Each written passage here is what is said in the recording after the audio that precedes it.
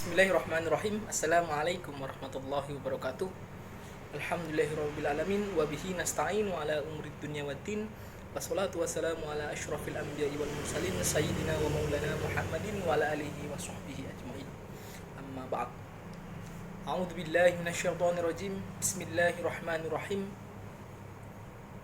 Ud'u ila sabili rabbika bil hikmati wal mau'izatil hasanah wajadilhum billati hi ahsan. Al-ayah sadaqallahul adzim. Wa qala aidan talabul ilmi faridatun ala kulli muslimin wal muslimatin.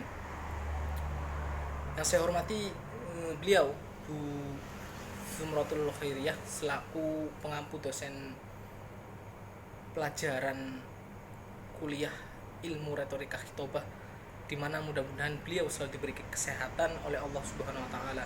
Dan yang saya hormati pula teman-temanku di dalam mata kuliah pelajaran ilmu retorika khitobah, di mana kita menuntut ilmu, mudah-mudahan kita selalu diberi kemudahan oleh Allah Subhanahu wa taala. Yang pertama-tama, marilah kita panjatkan puja dan puji syukur kehadirat Allah Subhanahu wa taala, karena dengan taufik hidayah serta inayahnya kita masih bisa bersama-sama belajar di dalam kampus tercinta kita, yakni IAIN Pekalongan, yang mana mudah-mudahan di dalam kita menuntut ilmu kita selalu diberi kemudahan Allah Subhanahu wa taala, dan ilmu yang kita tuntut bisa membawa manfaat fid dini wa dunya wal akhirah. Amin Allahumma amin. Yang kedua kalinya, sholawat serta salam tak lupa senantiasa tercurah kepada baginda Nabi Agung Nabi Muhammad sallallahu alaihi wasallam. Mudah-mudahan nanti di yaumil akhir nanti kita bisa mendapat syafaatnya. Amin Allahumma amin. Adanya saya membuat video ini yakni untuk melaksanakan tugas praktek ceramah dari ilmu retorika khitobah, yang mana mudah-mudahan nantinya kita semua selalu diberikan kemudahan dalam membuat tugas ini, yang juga nanti hasilnya bisa memuaskan. Amin Allahumma amin. Adapun tema topik yang saya pilih yakni tentang menuntut ilmu, karena bagi saya pribadi pentingnya menuntut ilmu itu harus kita laksanakan bagi kaum milenial pada zaman sekarang. Karena serasa tanpa ilmu, apa yang kita lakukan walaupun itu baik, serasa itu kurang pas. Maka dari itu kita harus mengetahui ilmunya dulu, baru nanti kita praktekkan. Setelah kita mengetahui ilmunya, baru kita praktekkan. Sama halnya seperti kita masuk rumah, tanpa kuncinya kita tidak bisa masuk rumah. Nah, sama saja seperti kehidupan sehari-hari, kita harus belajar dulu ilmunya, baru kita implementasikan, kita praktekkan. Itulah yang namanya pentingnya menuntut ilmu.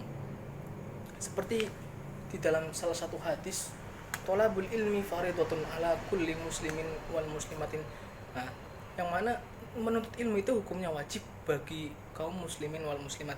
Nah, mungkin dihukumi wajib karena melihat seberapa pentingnya itu menuntut ilmu.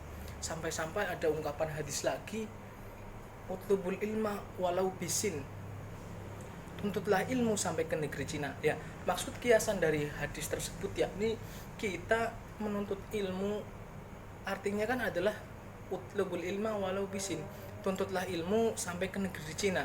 Nah, maksud dari ungkapan hadis tersebut adalah kita menuntut ilmu itu tidak ada habisnya, tidak ada masa kadaluarsanya, maupun kita masih muda atau tua, bahkan sudah lanjut usia semisal, itu tidak ada batasan menuntut ilmu, karena ilmu itu luas. Makanya diibaratkan tuntutlah ilmu sampai ke negeri Cina. Nah, dalam ibaratan hadis di situ kita harus menuntut ilmu sebanyak-banyaknya agar hidup kita itu teratur, tertata. Ini loh yang benar, ini loh yang salah, seperti itu. Balik ke topik pembahasan tentang pentingnya kita mencari ilmu, karena yang namanya waktu itu kan terus berjalan, terus berlalu. Ketika kita menyia-nyiakan waktu kita, maka nanti kita harus sengsara di waktu tua kita. Seperti yang dikatakan Imam Syafi'i, ketika kamu malas dalam belajar, maka kamu harus menahan pahitnya atau perihnya kebodohan.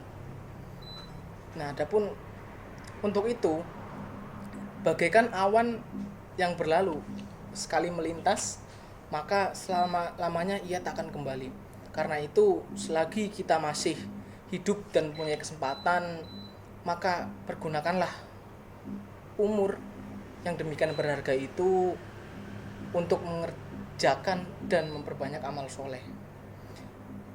Karena sungguh merugi seorang yang tiada menggunakan umurnya dengan baik. Yang namanya kesempatan itu hanya datang satu kali, dan setelah itu kita dihadapkan kepada Allah untuk mempertanggungjawabkan apa yang kita lakukan selama hidup di dunia ini. Ya, jadi sebelum adanya kita menuntut ilmu, kita harus menomorsatukan terlebih dahulu yang namanya adab.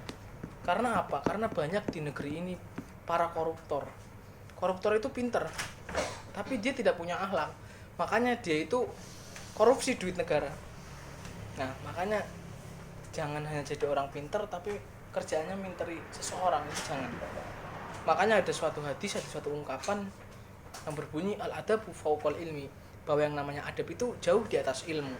Yang mana hadis ini menganjurkan bahwa adab dulu baru ilmu. Seperti apa yang namanya fauqo. Kenapa sih al-adabu fauqal ilmi bukan alal ilmi? Padahal fauqo dan ala itu maknanya sama-sama di atas. Nah, adapun fauqo di sini, fauqo itu menandakan bahwa sesuatu itu tidak bisa digapai, tidak ada batasannya. Sedangkan ala itu ada batasannya, masih bisa digapai. Kayak saya contohkan seperti alal kursi, di atas kursi. Nah, di atas kursi itu kan masih bisa digapai, masih bisa dipegang. Tapi ketika sudah fauqo, al adabu fauqal ilmi, adab itu jauh di atas ilmu. Berarti jauhnya antara adab dan ilmu itu tidak ada batasnya, jauh sekali. Makanya dipentingkan terlebih dahulu adabnya, baru ilmu. Nah, seperti ada suatu cerita di mana ada suatu keluarga, kakak dan adik. Adiknya mondok, sedangkan kakaknya itu nggak mondok. Tapi kakaknya ini beliau bekerja cari uang untuk membiayai pondok adiknya. Nah, suatu ketika kedua-duanya ini mati, meninggal dunia. Nah, ketika di akhirat, alhamdulillahnya kedua-duanya ini dicap sebagai orang yang mati syahid, mati dalam keadaan yang husnul khotimah, baiklah. Nah, kenapa dua-duanya ini bisa meninggal mati syahid, mati husnul khotimah? Karena kedua-duanya ini adiknya mondok dan kakaknya ini membiayai adiknya untuk menuntut ilmu di pondok. Nah, sungguh indahnya kebersamaan tersebut.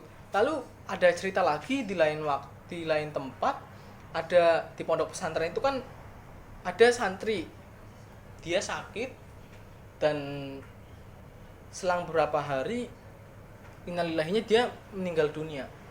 Nah, ketika itu satu pondok kan geger karena ada santri yang meninggal karena sakit. Nah, diteleponlah itu bapaknya. Pak, ini anaknya sampean meninggal dunia. Betapa terkejutnya satu pondok. Bapaknya mengucap alhamdulillah. Coba, anaknya meninggal, alhamdulillah. Setelah itu bapaknya ke pondok dan bapaknya berterima kasih sama Pak Kiai. Pak, terima kasih, anak saya senang anak saya meninggal di pondok. Bayangkan. Karena apa? Karena yang meninggal dalam menuntut ilmu itu termasuk mati syahid. Saya kok dulu ngarep-ngarep mati di pondok tapi orang mati-mati. Itu kata orang tuanya, malah senang anaknya meninggal di pondok. Karena itu bisa dicap mati syahid karena menuntut ilmu. Seperti itu. Nah, tapi sebelumnya di sini kita harus, ketika mau menuntut ilmu, kita harus tahu dulu ilmu tersebut bersumber dari mana, sanadnya sampai tidak ke Rasulullah. Nah, kalau tidak, ini kita perlu pertanyakan. Maka dari itu kan di zaman sekarang kan banyak orang-orang yang dilun sudah sesat menyesatkan. Itu yang bahaya. Nah, seperti halnya menuntut ilmu itu sangat penting, sampai-sampai ada 3 perkara yang tidak akan putus pahalanya walaupun orangnya sudah meninggal. Yang pertama yakni sedekah jariyah, dan yang kedua yakni doa anak soleh, yang terakhir yakni ilmu yang bermanfaat. Kita soroti tentang ilmu yang bermanfaat. Adapun ilmu yang bermanfaat itu pahalanya tidak akan putus sampai kita nanti sudah masuk ke alam kubur atau sudah meninggal. Karena apa? Ilmu yang kita sampaikan ke murid-murid kita nanti kedepannya nanti murid kita, misalkan murid kita jadi guru lagi, dia menyampaikan ke murid-muridnya lagi, turun temurun.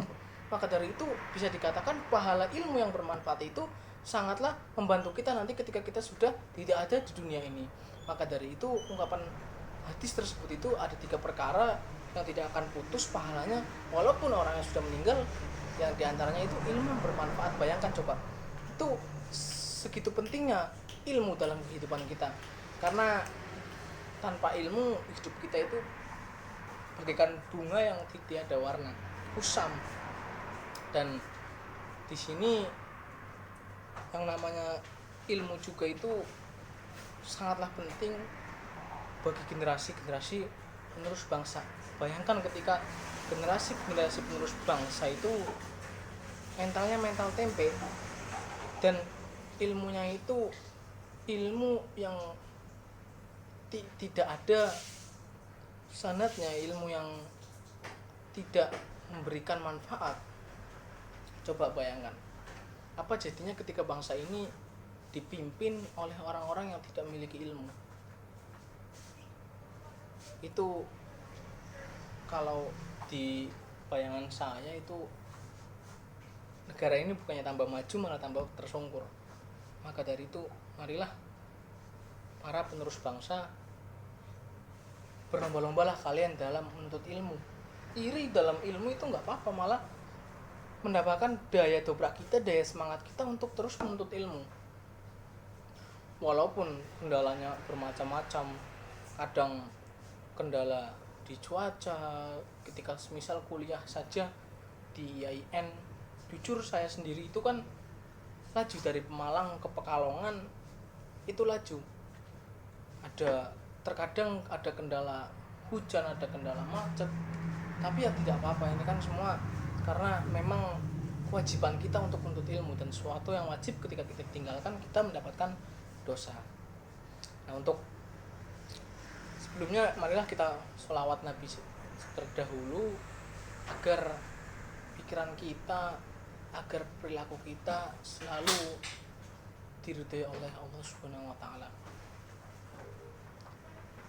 Sallallahu ala Muhammad sallallahu alaihi wasallam.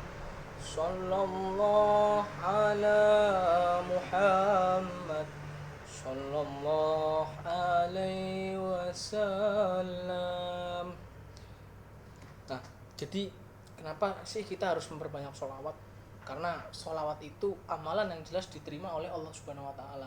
Apapun keadaan kita, apapun kita lagi apa, kita lagi seperti apa, kita melantunkan sholawat, kita memperbanyak sholawat, itu pasti diterima oleh Allah Subhanahu wa taala. Makanya kita harus memperbanyak sholawat. Sampai-sampai dikatakan orang yang paling pelit di dunia itu hanya orang yang sehari sholawatnya hanya 5 kali. Karena apa? Di dalam sholat, pas tasyahud akhir itu kan ada bacaan sholawat, itu termasuk orang yang pelit. Orang yang pelit itu orang yang sehari sholawatnya hanya 5 kali. Sholat subuh, sholat zuhur, sholat asar, sholat maghrib, sholat isya, itu pun kalau sholat, kalau enggak ya seperti itu. Maka dari itu kita memperbanyak sholawat agar pikiran kita jernih, agar pikiran kita selalu terhindar dari perkara-perkara yang tidak. Adapun di sini saya ingin mengutip lagi dari kitab Al-Ala karangan Imam Syafi'i yang berbunyi, Al-Ala tanalul ilma illa bisitatin sa'unbi ka'an majmu ila bibayani. Yang mana syarat mendapatkan ilmu itu ada 6, yakni yang pertama cerdas. Yang maksud cerdas di sini ya ini sehat akal. Jadi ketika kita ingin menuntut ilmu, yang pertama kita harus sehat akalnya atau cerdas, agar nanti ilmu yang disampaikan oleh guru-guru kita, oleh kiai-kiai kita, oleh asatidz kita itu mudah kita tangkap, mudah kita cerna, dan mudah kita untuk amalkan. Dan yang kedua yakni syarat untuk menuntut ilmu yakni rakus. Rakus dalam hal apa?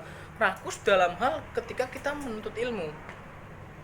Seperti ada ungkapan yang tadi sudah saya sampaikan, yakni utlubul ilma walau bisin, tuntutlah ilmu sampai ke negeri Cina. Yang dimaksud tuntutlah ilmu sampai ke negeri Cina ini, kita menuntut ilmu itu harus banyak, harus jauh, harus dalam, agar semua perilaku kita itu tertata. Nah, yang syarat yang kedua ini yaitu rakus dalam kita menuntut ilmu. Kita habiskan apa-apa saja yang ada ilmu yang ada di dalam misalkan pondok kita, sekolah kita dan lain sebagainya. Dan yang ketiga yakni bersungguh-sungguh. Dalam kita menuntut ilmu, syarat yang ketiga yakni harus bersungguh-sungguh.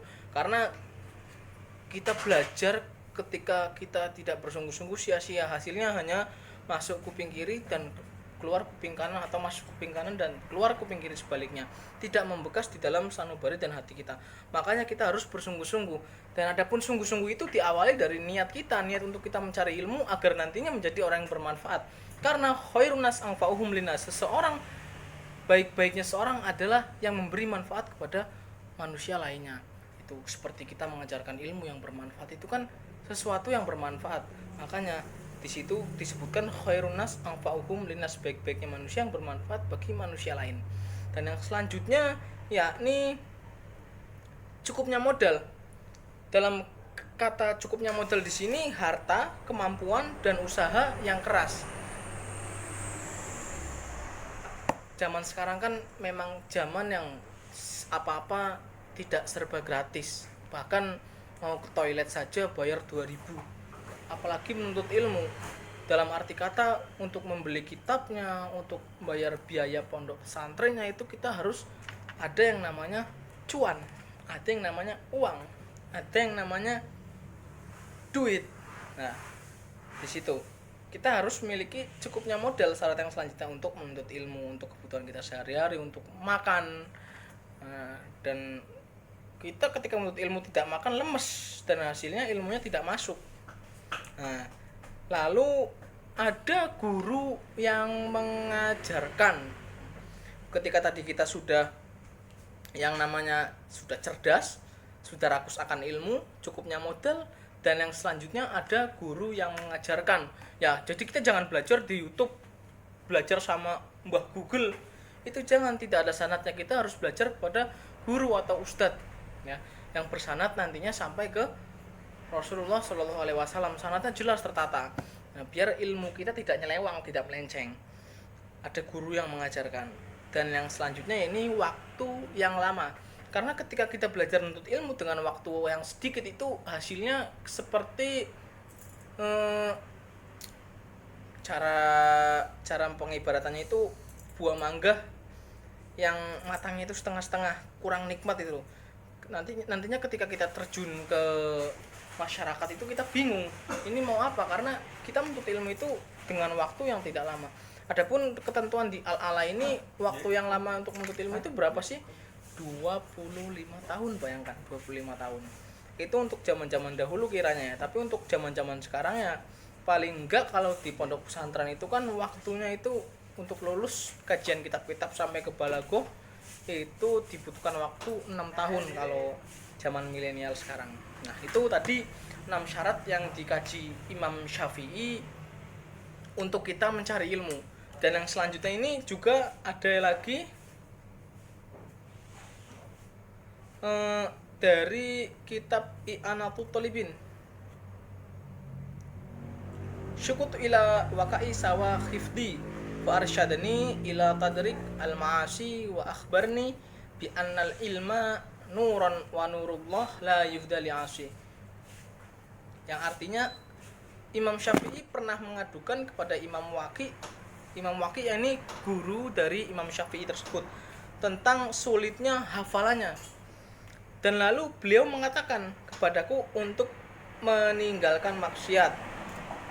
Imam Waqi berkata, sebab ilmu adalah cahaya dan cahaya Allah tidaklah diberikan kepada para ahli maksiat. Jadi dari nazam tersebut itu Imam Syafi'i itu curhat kepada gurunya, kepada Imam Waqi, bahwa kenapa kok saya hafalannya susah. Nah, Imam Waqi pun memberi saran kepada Imam Syafi'i agar meninggalkan maksiatnya. Karena sesuatu ilmu itu adalah cahaya, dan cahaya tidak akan masuk ke hati kita selagi hati kita masih ada maksiat. Maka dari itu ya seperti tadi itu, eman-eman, masuk kuping kanan keluar kuping kiri. Itu seperti itu tadi, ada dua pengibaratan dari kitab Al-Ala dan kitab I'anatul Talibin. Adapun di sini juga ada 5 keutamaan seseorang yang menuntut ilmu dengan sungguh-sungguh. Yang pertama itu adalah ilmu adalah warisan para nabi. Seperti yang diriwayatkan oleh Ahmad, Rasulullah bersabda, dan sesungguhnya para nabi tidak pernah mewariskan uang emas dan tidak pula uang perak. Akan tetapi mereka telah mewariskan ilmu-ilmu syar'i. Barang siapa yang mengambil warisan tersebut, maka sungguh ia telah mengambil bagian yang banyak. Nah, di situ dijelaskan bahwa Rasulullah itu tidak pernah mewariskan kepada turunan-turunannya, kepada umat-umatnya itu uang atau emas atau harta dan lain sebagainya. Nah, selain itu Rasulullah hanya mewariskan sebuah ilmu. Nah, betapa pentingnya ilmu, sampai-sampai Rasulullah itu mewariskan ilmu, bukan emas, bukan harta, bukan yang lain-lain atau mobil atau lain sebagainya. Ya. Jadi Rasulullah itu mengutamakan yang namanya ilmu ditimbang emas atau harta bendanya, sampai-sampai beliau mewariskan ilmu-ilmunya kepada umat-umatnya. Nah, betapa tidak pentingnya harta dibandingkan ilmu di mata Rasulullah Shallallahu Alaihi Wasallam. Nah, dan barang siapa yang bisa mengambilnya, niscaya ia adalah seorang yang beruntung atau telah mengambil bagian yang banyak. Yang mana ini menunjukkan bahwa keutamaan menuntut ilmu lebih tinggi daripada uang, daripada emas, daripada harta dan lain sebagainya. Dan yang kedua, ya, ini menuntut ilmu adalah jalan menuju surga. Nah, siapa sih yang gak mau masuk surga? Siapa sih yang gak mau selamat dunia akhirat? Adapun surga itu kan kehidupan yang sesungguhnya. Adapun dunia ini adalah perantara agar kita nanti bisa masuk ke surga. Kita butuh dunia, bukan kita nggak butuh dunia, karena dunia adalah perantara kita masuk surga. Karena kita beramal soleh, berbuat baik itu di dunia. Maka jangan tertipu oleh dunia yang fana ini. Banyak kegemilangan hidup, banyak kenikmatan hidup di dunia, tapi yang namanya hidup di dunia, kenikmatan hidup di dunia itu hanya seujung kuku dari nikmatnya hidup di akhirat. Maka kita jangan tertipu. Sebagai generasi penerus bangsa, kita harus meyakini bahwa kehidupan yang sesungguhnya nanti kehidupan di akhirat. Makanya di dunia ini jadikanlah bekal untuk kita nanti hidup di akhirat. Nah, maka dari itu menuntut ilmu adalah jalan menuju surga. Kenapa sih? Karena dengan ilmu hidup kita tertata. Karena dengan ilmu kita tahu mana yang salah dan mana yang benar. Karena dengan ilmu hidup kita akan lebih berwarna.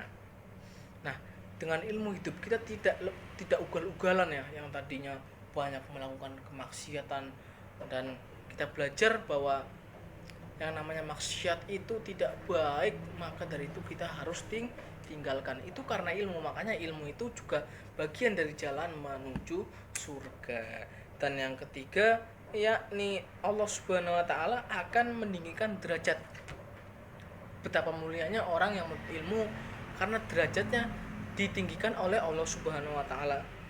Dan terkait dengan keutamaan menuntut ilmu, di dalam Al-Qur'an Allah berfirman, Allah mengangkat orang-orang beriman di antara kalian dan orang-orang yang diberi ilmu beberapa derajat.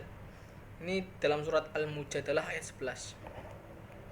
Dan tentang tafsiran atau arti dari ayat ini, Imam Syaukani berkata, di makna ayat ini bahwasanya Allah mengangkat beberapa derajat orang-orang beriman dari orang-orang yang tidak beriman, dan mengangkat beberapa derajat orang yang berilmu dan beriman dari orang-orang yang hanya beriman saja. Maka barang siapa yang memadukan antara iman dan ilmu, maka Allah mengangkatnya berapa derajat karena imannya, lalu Allah mengangkat derajatnya karena ilmunya. Nah, di sini pembahasan di sini adalah selain kita berilmu, kita harus beriman juga.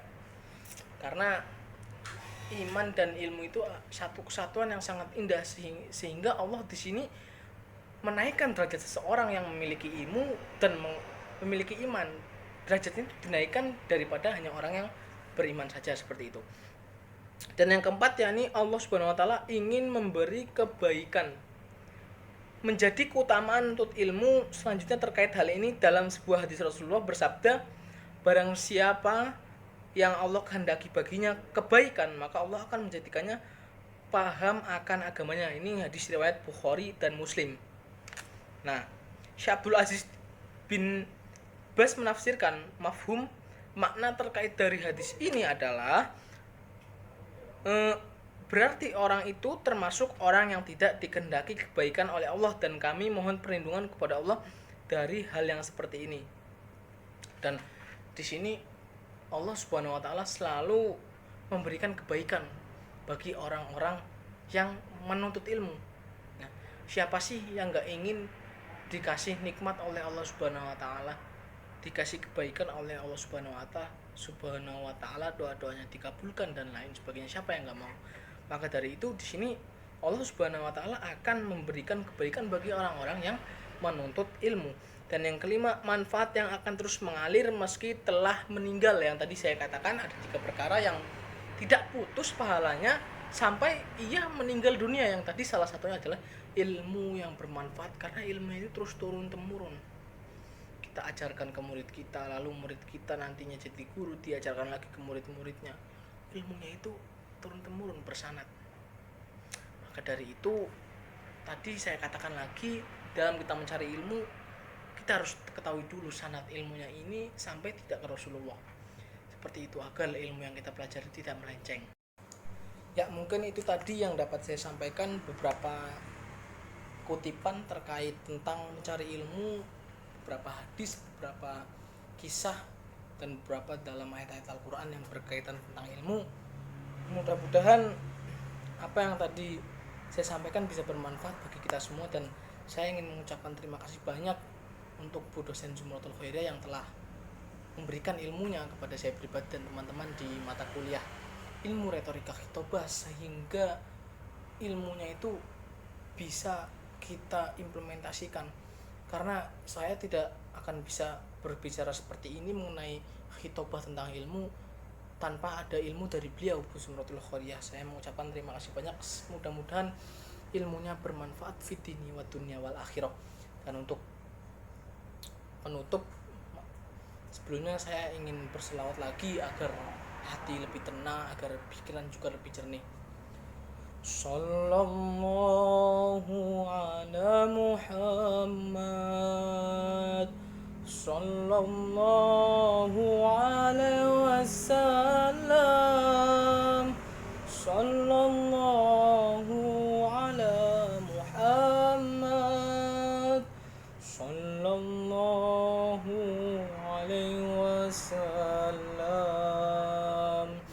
Ya Nabi salam alaika, ya Rasul salam alaika, ya Habib salam alaika, salawatullah alaika.